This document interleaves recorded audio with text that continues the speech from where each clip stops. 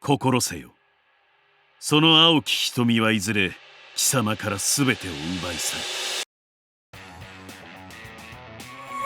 る。烙印を背負った2人の少年。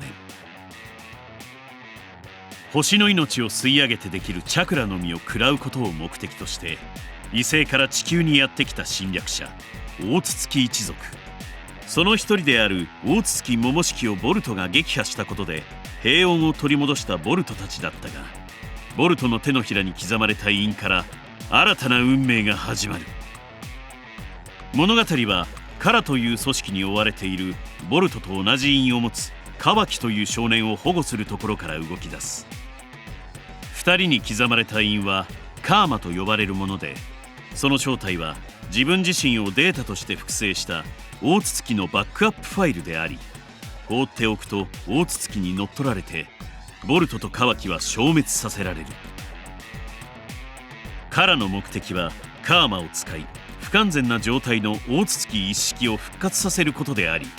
そのための器がカワキであった。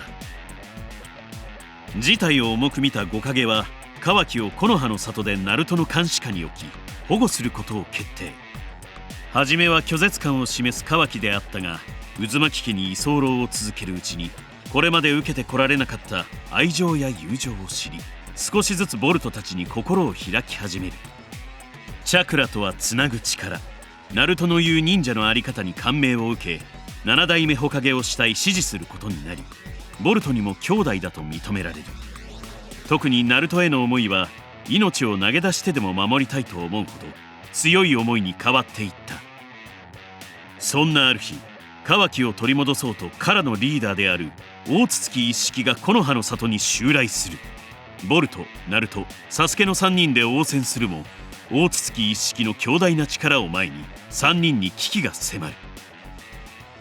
追い詰められたナルトは新形態バリオンモードで大筒木一式の寿命を削ることで何とか勝利する。新たな敵コードと真術を持つ少女エイダ。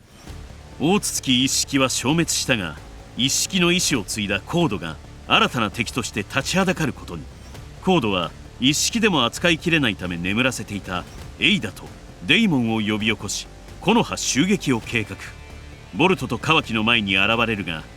実はエイダはカワキに恋しており木の葉の味方についたため計画は失敗する。しかし高度に追い詰められ消耗したボルトが大筒木桃式に意識を奪われたことで暴走し、火影であるナルトを殺害しようとする。このままでは7代目に危険が及ぶと判断したカワキはボルトよりナルトの命を優先しボルトを殺害。ボルトは桃式の力で復活を果たしたものの、火影の息子を殺そうとしたことでよそ者であるカワキと木の葉の関係に決定的な亀裂が生まれてしまう。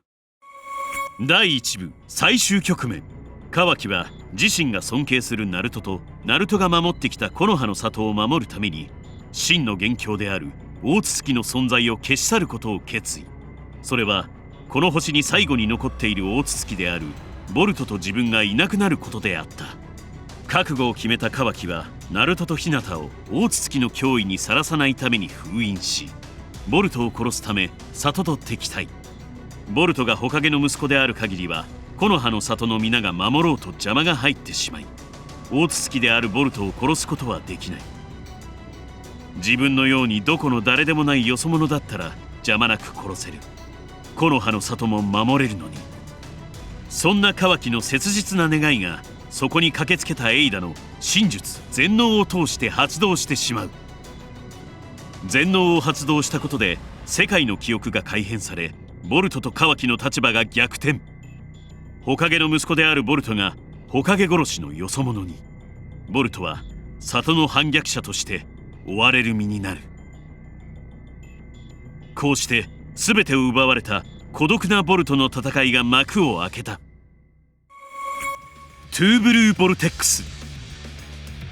3年後、再び里に襲来したコードと自我に目覚めた十尾が動き出す。忍術螺旋丸渦彦飛来神の術、新たな万華鏡車輪眼道術、そしてひまわりに宿る新しい力。パワーアップしたかつての仲間たちとより強力な敵を前に物語は新たな渦を巻き起こす。ボルトトゥーブルーボルテックス最新第8巻好評発売中。